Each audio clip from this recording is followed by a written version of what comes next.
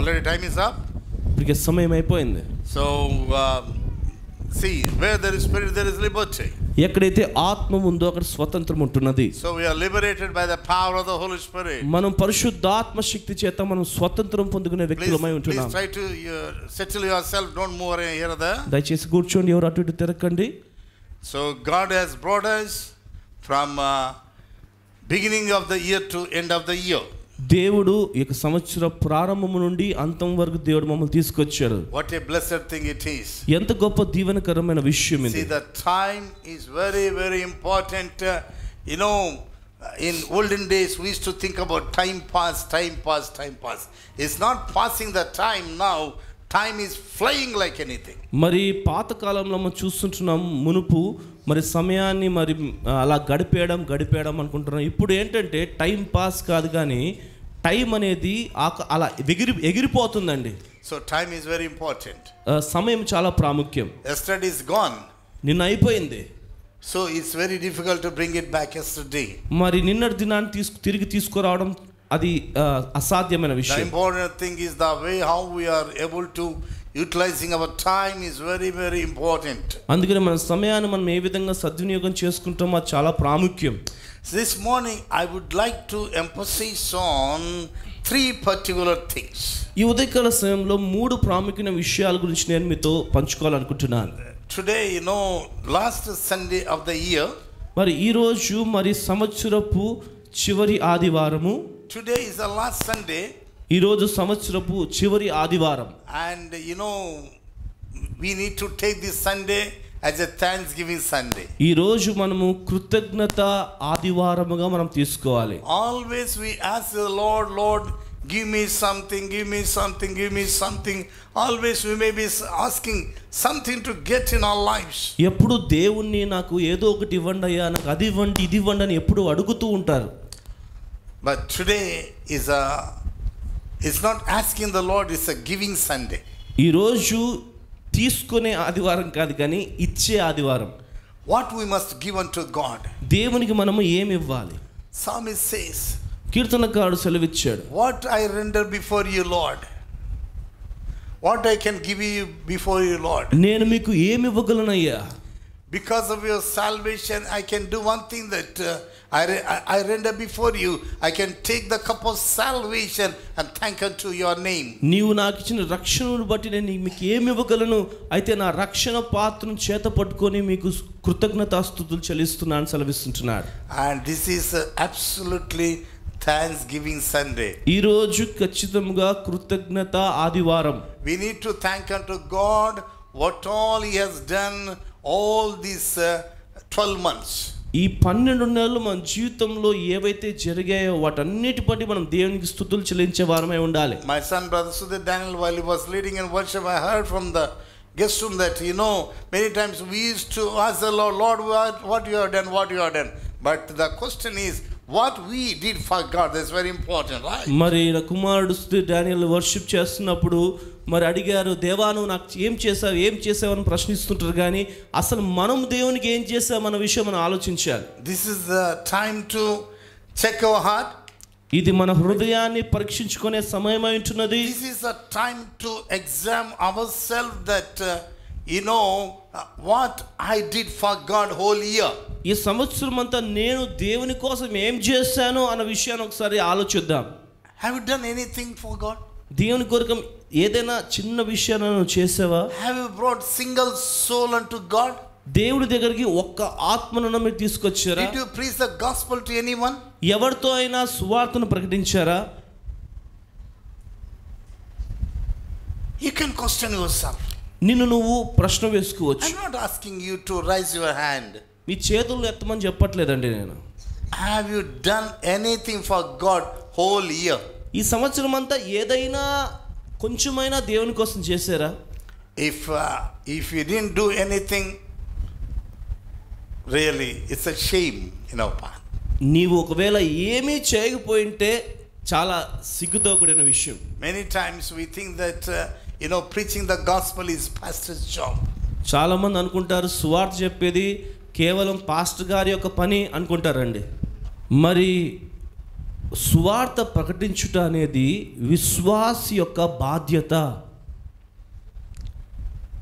We read in the book of Isaiah, Lord, wherever you want me to go, I will go. Whomever you want me to preach, I will preach. Lord, here am I.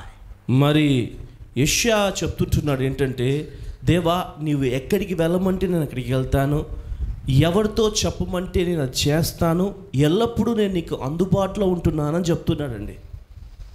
If I don't preach, if I don't pray, one day I don't eat food. You know that? నేను ప్రసంగించకపోతే ఆ రోజు నేను భోజనం చేయనండి. I used to examine myself. నన్ను నేను పరీక్షించుకుంటాను. See, I've been preaching this glorious gospel since 40 years. 30 సంవత్సరాలుగా ఈ మహిమకరమైన సువార్త నేను ప్రకటిస్తున్నాను. Even today I examine myself. If I don't preach the word, if I don't pray, I don't want to eat food. ఈ రోజుకు నేను పరీక్షించుకునేది ఏంటంటే, నేను ప్రసంగించకుండా ప్రార్థన చేయకుండా నేను అస్సలు భోజనం నేను ముట్టనండి. Knowing that people are perishing every day. అనుదినము ప్రజలు నశించిపోతున్నారన్న విషయం మనకు బాగా తెలుసు. Whatever good thing you are expecting in the society to be happen, it has to happen through the church. సమాజంలో ఏదైనా మంచి జరగాలంటే అది సంఘము ద్వారానే జరగాలండి.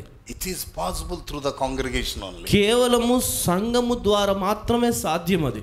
When congregation is weak, ఎప్పుడైతే సంఘము బలహీనంగా ఉంటుందో society will be weak. సమాజం కూడా బలహీనంగా ఉంటుంది. When congregation is strong enough, సంఘము బలముగా ఎప్పుడైతే ఉంటుందో such a congregation can impact the society. ఆ యొక్క సంఘం అనేది సమాజాన్ని ప్రభావితం చేస్తుంది. If you want to see the wonderful impact in this society in various ways, church must be strong. నీవు అనేక ప్రాంతాల్లో మరి ఒక ప్రభావితంగా నువ్వు ఉండాలంటే మొట్టమొదటిగా సంఘమైన నీవు బలంగా ఉండాలి. You must not be like a just church going Christian. కేవలం సంఘానికి వెళ్ళాము వచ్చాము అన్న విధంగా ఉండకూడదు. What the use just going and coming to church Sunday? మరి ఆదివారం మాత్రమే సంఘానికి వెళ్ళడం రావడం బట్టి ప్రయోజనం ఏముందండి? I'm sorry to say, Hindu guys they go to the temple, Muslim guys they go to the mosque, Christian they go to the church. No difference, I tell you. అయితే ఏ విధంగా హైందవులు గుళ్ళకు వెళ్తారో వస్తారో, ముస్లింలు మసీదుకి వెళ్తారో వస్తారో, అదే విధంగా కూడా మనం కూడా మరి ఏదో వెళ్తున్నాం వస్తున్నాం అనే విధంగానే ఉంటుంది మన జీవితం. Because you are Christian, you are coming to church. నువ్వు క్రైస్తవుడు కాబట్టి చర్చికి వస్తున్నావు. What's the use? అయితే దాని వల్ల ప్రయోజనం ఏమి? Until you impact the society, our life is vain. మనము ఈ యొక్క సమాజాన్ని ప్రభావితం చేయకపోతే మన జీవితము వ్యర్థము. Amen. Amen. That's why the Bible says our labor in Christ it will not be vain. అందుకని దేవునికి వాక్యంలో ఉంది, ప్రభునందు మన ప్రయాస వ్యర్థం అవ్వదు. Praise God for your education. Praise God for your position. Praise God for your health, wealth, whatever you have. Praise God for all these things. I am not saying no, but at the same time, it is written in the book of Ecclesiastes that under the sun, on the earth, everything is vain. అయితే నీ యొక్క చదువును బట్టి, నీ యొక్క స్థాయిని బట్టి, నీ యొక్క డబ్బును బట్టి, నీ యొక్క ఆస్తిని బట్టి దేవునికి స్తోత్రమే, ఇవన్నీ మంచిదే. అయితే ప్రసంగి గ్రంథంలో రాంటున్నది, మరి భూమి మీద సూర్యుని క్రింద సమస్తము వ్యర్థం అని రాయబడి ఉంటున్నదండి. But Paul the apostle says, our labor in Christ it will not be vain. అయితే అపోస్తలుడైన పౌలు సెలవిస్తున్నాడు, క్రీస్తులో మీ ప్రయాస వ్యర్థమవ్వదు. Whatever you are investing in the kingdom of God, it won't be vain. అయితే నువ్వు దేవుని యొక్క రాజ్యంలో ఏదైతే నువ్వు విత్తుతున్నావో అది ఎన్నడూ వ్యర్థం కాదండి. If you are sowing the time of prayer in the presence of God, it won't be vain. దేవునికి సన్నిధిలో నువ్వు మరి ప్రార్థనలో నువ్వు విత్తుతుంటే అది వ్యర్థం అవ్వదండి. If you are sowing the seed offering in the kingdom of God, it won't be vain. మరి నువ్వు దేవుని రాజ్యంలో దేవుని కొరకు కానుకను నువ్వు విత్తుతుంటే అది వ్యర్థం అవ్వదండి. If you are doing lot of service in the Agape Calvary Church, it won't be vain. Agape Calvary సంఘములో నువ్వు పరిచర్యను చేస్తూ ఉంటే అది వ్యర్థం అవ్వదండి. So right after finishing the service, all the people, most of the people, they will say hello, praise Lord, they will go, and only few people will remain to do the service, to clean the church and all these. మరి ఆరాధన అయిన తర్వాత అందరూ hello praise lord అని చెప్పి అందరూ చాలా మంది వెళ్ళిపోతారు, కానీ చాలా కొద్ది మంది మాత్రమే చివర్లో మిగుతారండి సంఘంలో పరిచర్య చేయడానికి, శుభ్రం చేయడానికి. No one knows who is cleaning the church. అయితే సంఘాన్ని ఎవరు శుభ్రపరుస్తున్నారో ఎవరికి తెలియదు. But God sees. అయితే దేవుడు చూస్తున్నాడు. God is watching. దేవుడు చూస్తున్నాడు. Those who are involving the service. ఎవరైతే సేవలో పరిచర్యలో మరి పాలు పొంది ఉంటున్నారో. As a man of God, I tell you the truth. ఒక దైవజనునికి ఒక సత్యం చెప్పాలనుకుంటున్నాను. If not today, tomorrow you shall be blessed. Your family shall be blessed. ఈ రోజు కాకపోయినా రేపు నీవు నీ కుటుంబాన్ని దేవుడు అధికంగా దీవించబోతున్నాడు. Because our God is not injustice God. ఎందుకంటే మన దేవుడు అన్యాయస్తుడు కాదండి. He is God of justice. ఆయన న్యాయాధిపతి అయి ఉంటున్నాడు. In the church you may have recognition, you may not have recognition. సంఘంలోని గుర్తింపు ఉండవచ్చు, ఉండకపోవచ్చు. But I tell you the truth. అయితే ఒక సత్యం చెప్తున్నాను. You are already identified by God. నీవు దేవుని చేత ఇప్పుడే గుర్తింపును పొందిన వ్యక్తివై ఉంటున్నావు. What I want to tell you, ఏం చెప్పాలనుకుంటున్నానంటే, I don't mean that everyone must take broom and clean the church. No, I don't mean that. Don't misunderstand me. మరి ఎవరు కూడా నన్ను అపార్థం చేసుకుని దానికి అర్థము ప్రతి ఒక్కరు తీసుకొని చీపురు తీసుకొని చర్చిని ఊడవాలి అని కాదండి. What I want to tell you, నేను ఏం చెప్పాలనుకుంటున్నాను, you must involve in the God's service somehow. ఏదో విధముగా సంఘములో పరిచర్యలోను పాలు పొందుతూ ఉండాలి. Amen. Amen. Hallelujah. Hallelujah. Blessed be the name of the Lord. దేవుని నామం మహిమ కలుగును గాక. As I told you, I would like to emphasize three particular things in today's message. నేను ఈ రోజు నేను చెప్పిన విధంగా మూడు విషయాలు నేను మీతో చెప్పాలనుకుంటున్నాను. Number one, I would like to talk about the kingdom of God. Second one is repentance. Third one is baptisms. మొట్టమొదటిగా దేవునికి రాజ్యం గురించి, రెండవదిగా మారు మనసు గురించి, మూడవదిగా బాప్తిస్మం గురించి చెప్పాలనుకుంటున్నాను. These three things I would like to emphasize. ఈ మూడు విషయాలు మీతో స్పష్టంగా మాట్లాడాలనుకుంటున్నాను. Number one, the kingdom of God. మొట్టమొదటిగా దేవుని రాజ్యము. Mark chapter 1 verse 15 says, mark సువార్త 1:15 and saying the time is fulfilled, the kingdom of God is at hand, repent ye and believe the gospel. మరి మార్కు సువార్త 1:15 ఈ విధంగా రాయబడి ఉంటుంది, కాలము సంపూర్ణమై ఉన్నది, దేవుని రాజ్యము సమీపించి ఉన్నది, మారు మనసు పొంది సువార్త నమ్ముడని చెప్పుచు దేవుని సువార్త ప్రకటించుచు గలిలయకు వచ్చెను. Amen. Amen. And seeing the time is fulfilled. అక్కడ కాలము సంపూర్ణమై ఉన్నదని రాయబడి ఉంటున్నది. Do you know who said these words? ఈ యొక్క వచనము, ఈ యొక్క మాట ఎవరు చెప్పారు? It is absolutely said by our Lord Jesus Christ. ఈ యొక్క మాట ఖచ్చితంగా మన ప్రభువైన యేసుక్రీస్తు గారు చెప్పారండి. When John the Baptist was arrested for sake of gospel, అయితే సువార్త నిమిత్తమై బాప్తిస్మం ఇచ్చి యోహాను చెరసాలలో బంధించబడినప్పుడు, and Jesus started this preaching. అప్పుడు యేసు ప్రభు ఈ ప్రసంగాన్ని మొదలు పెట్టారు. Do you know when Jesus preached this word? ఈ యొక్క మాటను యేసు ప్రభు ఎప్పుడు చెప్పారు తెలుసా అండి? If you read the above words, నీవు అంతకన్నా పైన వచ్చినా నువ్వు చదివినట్లయితే, and we see Jesus heard the voice of the Yahweh that he is my son whom I am very much pleased. మరి దేవుడు యావే యొక్క స్వరం వింటున్నాడు, ఈయన నా కుమారుడు, ఈయన యందు నేను ఆనందించుచున్నానని స్వరం వినబడింది అక్కడ. After taking baptism, బాప్తిస్మం తీసుకున్న తర్వాత, and not only that, Jesus fasted 40 days and 40 nights. యేసు ప్రభు 40 పగలు 40 రాత్రులు ఉపవాసం ఉన్నారండి. And without food and water.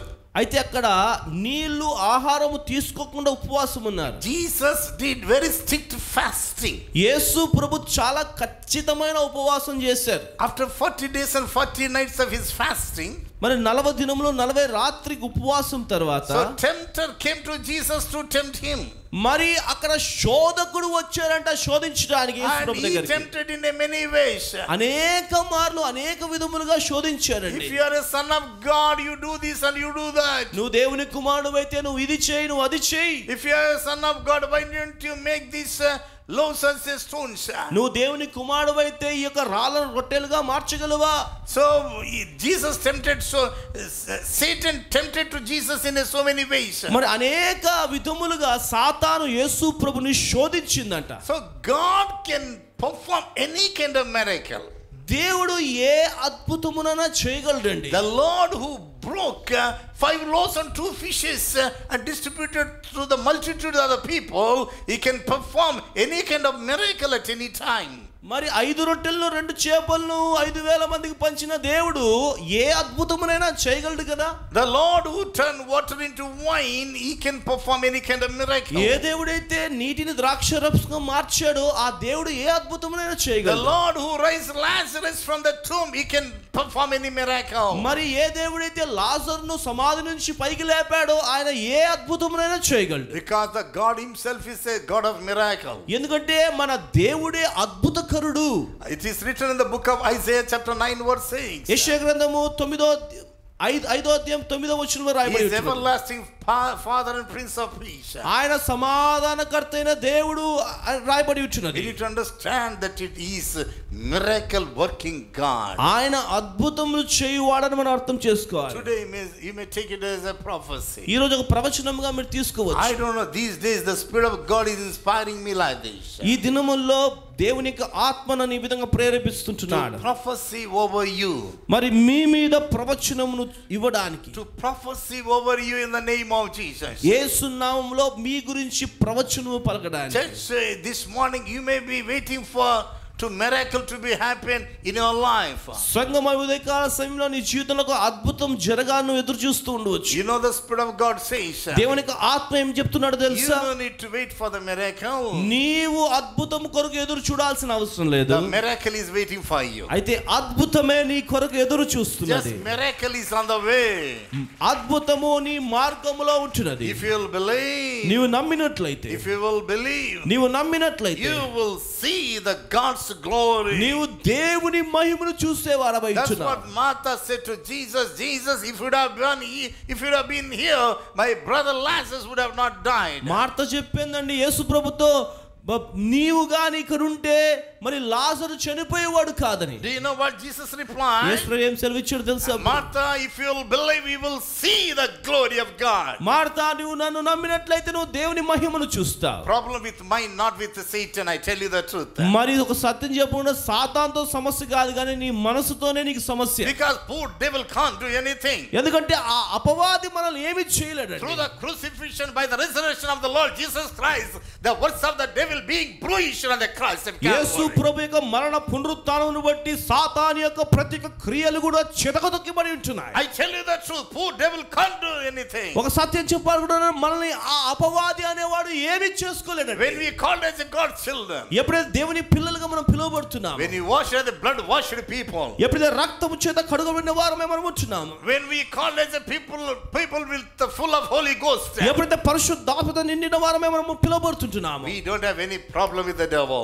మనకు అపవాదితో ఏ సమస్య లేదండి. But always we have trouble with the mind. ఎప్పుడు మనసుతోనే సమస్య. Our spirit says something, మనకి ఆత్మ ఒకటి చెప్తుంది, but mind says some other thing. మనసు మరొక విషయం చెప్తుంది. Spirit says go, మరి ఆత్మ వెళ్ళమంటుంది, mind says no need to go. మనసు వెళ్ళాల్సిన అవసరం Spirit says లేదంటుంది. pray, మరి ఆత్మ ఉంటుంది ప్రార్థించు, mind says you're tired. మరి ఆత్మ మరి మనసు చెప్తుంది నువ్వు See అలసిపోయావు. the difference between spirit and mind. మరి మనసుకి ఆత్మకున్న వ్యత్యాసం Spirit says ఆలోచించు. fast and pray, మరి ఆత్మ చెప్తుంది ఉపవాసం ఉండి ప్రార్థన చేయి. but your mind says you are going to lose your proteins and vitamins. మరి నీ మనసు అంటుంది నీ యొక్క రావాల్సిన పౌష్టిక పదార్థాలను నువ్వు కోల్పోతావని చెప్తూ ఉంటుంది. That's the difference between spirit and mind. That's the difference between spirit and mind. మరి అదే అండి ఆత్మకు మనసుకున్న వ్యత్యాసం. But I'm asking the question, అయితే ఈ రోజు ఒక ప్రశ్న, whom you are listening? ఎవరిని నువ్వు వింటున్నావు? Are you listening to the spirit or mind? నీవు నీ మనసు చెప్పేది వింటున్నావా, ఆత్మ చెప్పేది? Always mind tells the negative things. ఎప్పుడు మనస్సు వ్యతిరేకమైన విషయాలు చెప్తుంటుంది.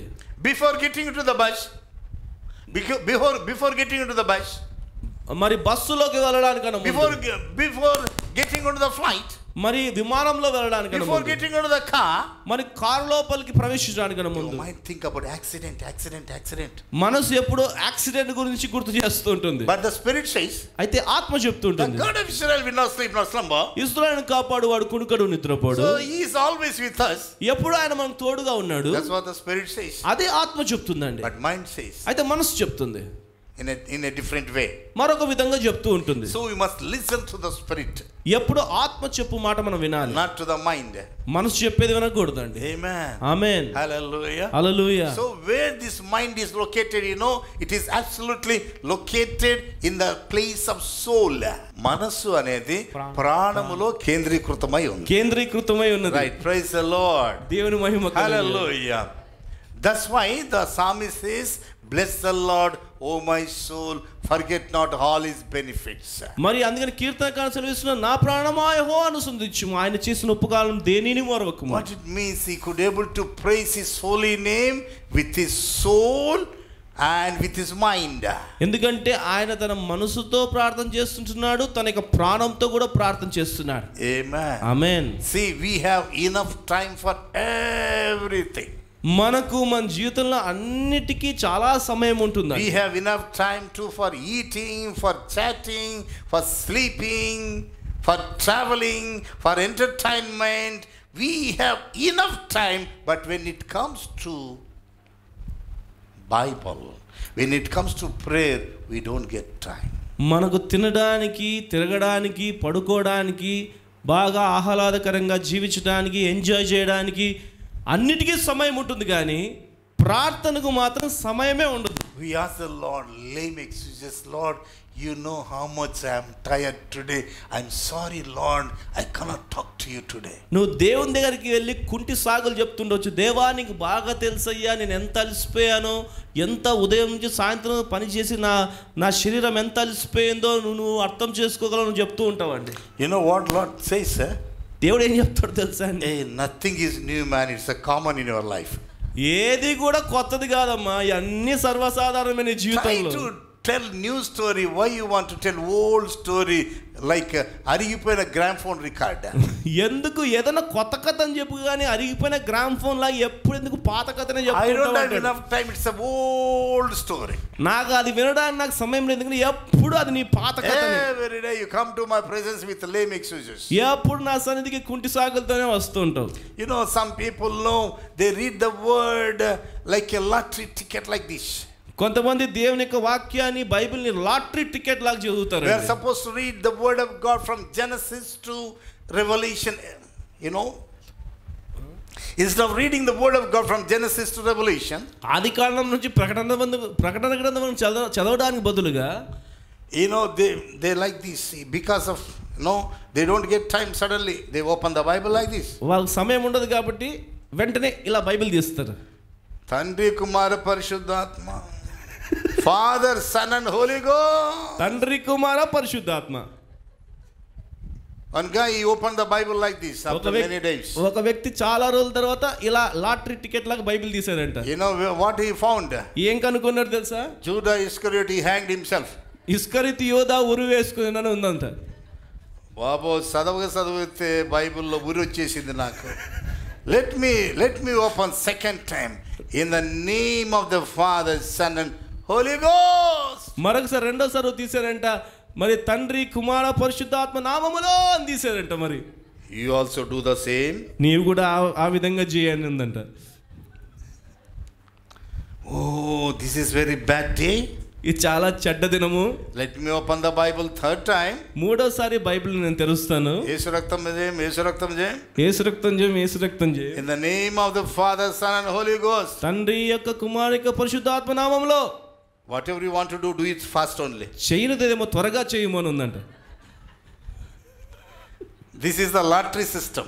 దాన్ని లాటరీ సిస్టమ్ అంటారండి. Please don't read the Bible like that. ఆ విధంగా Bible చదవద్దండి. So you must read the Bible in a systematic way.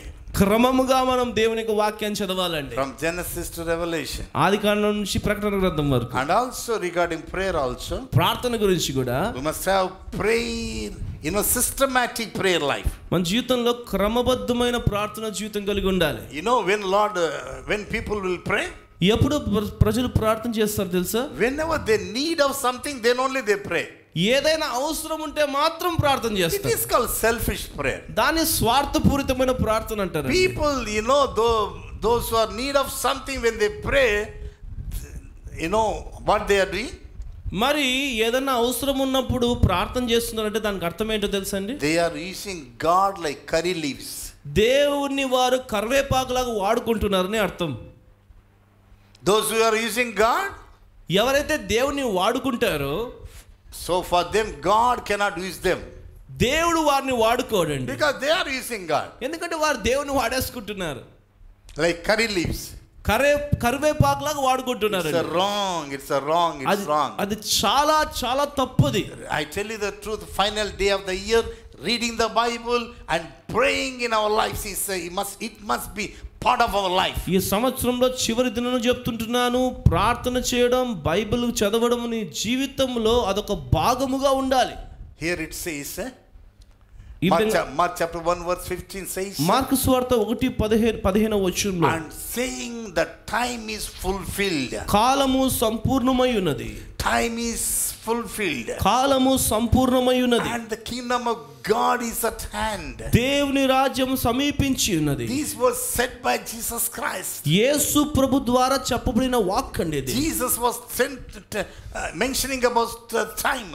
మరి యేసు ప్రభు అక్కడ సమయం గురించి చెప్తున్నాడు. This was said by Jesus 2023 years ago. 2023 సంవత్సరాల క్రితం చెప్పారండి యేసు ప్రభు ఈ మాట. Jesus said the time is fulfilled those days. What about now at the present moment? అయితే కాలము సంపూర్ణమై ఉంటున్నదంటే ఇప్పుడున్న కాలం పరిస్థితి ఏంటి? We are in last days. మనము అంత్య దినముల్లో మనం ఉంటున్నాం. We are in time. మనము చివరి దినముల్లో చివరి సమయంలో మనం ఉంటున్నాం. If Jesus comes in 2024, I won't be surprised. 2024 సంవత్సరంలో యేసు ప్రభు వస్తే నేను ఆశ్చర్యపోనండి. I won't be surprised. నేను ఆశ్చర్యపోను. We have to leave our jobs, leave our company, leave our business. We have to leave our families. We have to leave everything and go to heaven. మన ఉద్యోగాలు వదిలిపెట్టాలి, మన కుటుంబాలు వదిలిపెట్టాలి, మన వ్యాపారాలను వదిలిపెట్టి యేసయ్య దగ్గరికి వెళ్ళిపోవాలి. మనం the things which are holding so tightly without Jesus Christ, those things you are going to leave. మరి యేసు ప్రభు లేకుండా వేటినేదైనా గట్టిగా పట్టుకొని ఉన్నావో వాటిని విడిచిపెట్టాల్సిన సమయం అది. Amen. That's why the disciples asked about the time of Jesus coming. అందుకనే శిష్యులు అడిగారు యేసు ప్రభుతో ఆయన రాకడకు కలిగిన సూచనలు అడిగారండి. When will be the second time, master?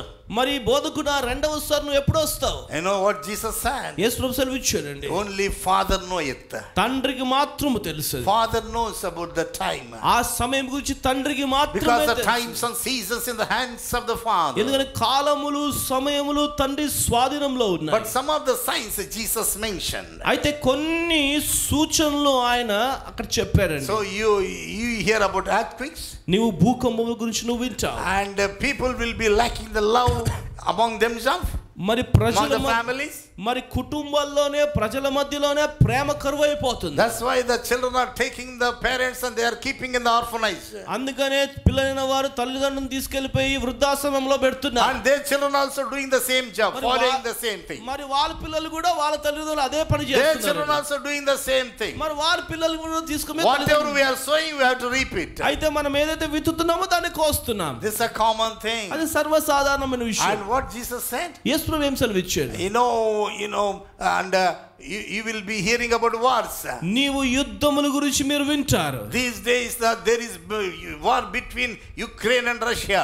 మరి యుక్రెయిన్ దేశంకు రష్యా దేశంకు యుద్ధం జరిగింది. And even still between Israel and Gaza war is going on. Israel Gaza మధ్యలో ఇప్పటికీ యుద్ధం జరుగుతూ ఉందండి. Things are very bad nowadays. ఈ దినముల్లో పరిస్థితులు చాలా భయంకరంగా ఉంటున్నాయి. Unpredictable things are taking place every day. అనుదినం కూడా అనుకోని విషయాలు జరుగుతున్నాయండి. Olden days we used to, when we read the newspaper, we used to read now and then very rare the red letters. మరి పాతకాలంలో మనం న్యూస్ పేపర్ చదివినట్లయితే మరి అక్కడక్కడ ఎర్ర అక్షరంతో రాసిన అక్షరాలు కనిపించింది news paper. But nowadays newspaper, all over the newspaper only red color news. మరి ఈ దినాల్లో న్యూస్ పేపర్ ఎక్కడ చూసినా అన్ని ఎరుపు రంగుల అక్షరాలు. Everything is sensational news. అన్ని కూడా సెన్సేషనల్ వైరల్ న్యూస్ అయిపోతున్నాయి. Why? Because we are living in the last days. ఎందుకంటే మనము ఆఖరి దినముల్లో మనం జీవిస్తున్నాం. I won't be surprised if rapture takes tomorrow. రేపు మనం ఎత్తబడితే నేను ఆశ్చర్యపోనండి. I won't be surprised if Jesus comes next year. మరి వచ్చే సంవత్సరం యేసు ప్రభు వస్తే నేను ఆశ్చర్యపోను. I'm not saying that, don't misunderstand me, Jesus will come next year. మరి నన్ను అపార్థం చేసుకోకుండా యేసు ప్రభు వచ్చే సంవత్సరమే వస్తాడని What చెప్పట్లేదు. I'm saying, it won't be surprise if he comes next year. ఒకవేళ ఆయన వస్తే అది ఆశ్చర్యం కాదు. Because we need to get ready ourselves. ఎందుకంటే మనల్ని మనం సిద్ధం చేసుకోవాలి. Amen. Amen. The kingdom of God is at hand. దేవుని రాజ్యము సమీపించి ఉన్నది. And believe the gospel. మరి సువార్తను నమ్మాలి. We need the kingdom of God is at hand. మరి దేవుని రాజ్యం సమీపించి ఉన్నది. We know very well that what's the kingdom of God.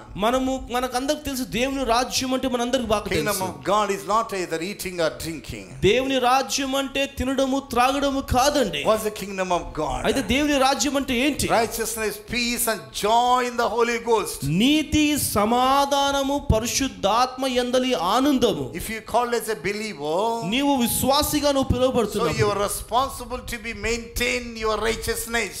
నీ యొక్క బాధ్యత ఏందంటే నీ నీతిని నువ్వు కాపాడుకోవాలి. We need to have the moral life. నీ జీవితంలో నీతిపరమైన జీవితం We జీవించాలి. must be role model to this society. మనం ఈ లోకానికి ఒక ఆదర్శంగా మనం ఉండాలండి. Whether we preach, we may not preach, we must be role model to the society. మనము ప్రసంగించకపోయినా లోకానికి ఒక మరి ఆదర్శవంతంగా మీరు ఉండాలి. That's the kingdom of God.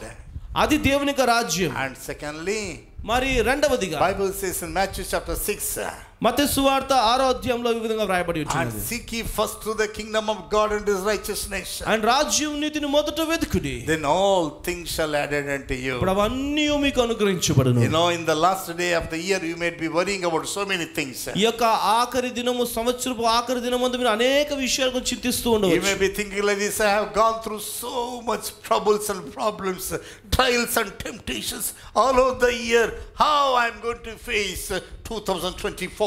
ఈ సంవత్సరం అంతా కూడా ఎన్నో శోధనలు గుండా, ఎన్నో బాధలు గుండా నేను వెళ్ళి ఉంటున్నాను. అయితే 2024 సంవత్సరాన్ని నేను ఏ విధంగా ఎదుర్కోబోతున్నాను నాకు చింత మీలో ఉండవచ్చు. I tell you the truth.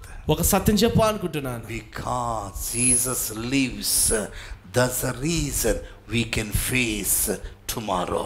యేసు బ్రతికి ఉన్నందుకు మనము రేపటిని మనం ఎదుర్కోగలము. Jesus lives. యేసు బ్రతికి ఉన్నందుకు We can face tomorrow. మనము రేపటిని ఎదుర్కోగలము. We can face next year. మరి వచ్చే సంవత్సరం ఎదుర్కోగలము. Because Jesus is alive. ఎందుకంటే యేసు ప్రభు సజీవుడుగా We are not ఉంటున్నాడు. serving a dead God. మనము మృతమైన దేవుణ్ణి He ఆరాధించట్లేదు. is not a dead God. ఆయన మృతమైన దేవుడు Though కాదు. he died on the cross of Calvary, ఆయన కలవరిలో he మరణించినప్పటికీ rose again. ఆయన తిరిగి లేచాడు. And he is alive. ఆయన జీవంతంగా He ఉంటున్నాడు. lives forevermore. ఆ నిత్యము జీవించేవాడై Such ఉంటున్నాడు. a living and loving God he is. అంత సజీవుడైన ప్రేమ కలిగిన దేవుడు అంటే మన దేవుడు. Amen. Amen. The kingdom of God. దేవుని రాజ్యము. Where we are belongs to? Where we are belongs to? మనం దేనికి సంబంధించిన వారు? You may say that I belong to Anantapur. నేను అనంతపురం సంబంధించిన వ్యక్తిని. Someone says I belong to Singapore. నేను సింగపూర్ దేశానికి సంబంధించిన వ్యక్తిని. But I tell you the truth. అయితే ఒక సత్యం చెప్పాలనుకుంటున్నాను. When the question is asked to the believers, you and me, ఒక ప్రశ్న విశ్వాసులైన నీకు నాకు అడిగినప్పుడు I belongs to the kingdom of God. నేను దేవుని రాజ్య సంబంధిని మీరు చెప్పాలండి. Just this world is temporary. ఈ యొక్క లోకమంతా తాత్కాలికం Whether it మాత్రమే. may be Anantapur or Singapore, Anantapur గాని సింగపూర్ గాని, America or Japan, అమెరికా గాని జపాన్ this గాని, world is ఈ temporary. లోకమంతా తాత్కాలికమే. We are belongs to where? మనం దేనికి సంబంధించిన We are వారు? belongs to the kingdom of God. మనం దేవుని రాజ్యానికి సంబంధించిన వారమై ఉంటున్నాం. That's why I encourage the church, as we are walking with Jesus Christ, we need to possess by his we need to possess by kingdom's culture. అందుకనే సంఘం మేము అందరం ప్రోత్సహిస్తున్న ఏదంటే మన జీవితంలో మనం ఎలాంటి స్వభావం కలిగి ఉండాలంటే మరి దేవుని యొక్క రాజ్యపు ఆ యొక్క కల్చర్, సంస్కృతిని, మరి యొక్క దేవుని యొక్క రాజ్యపు సంస్కృతిని కలిగి జీవించాలి.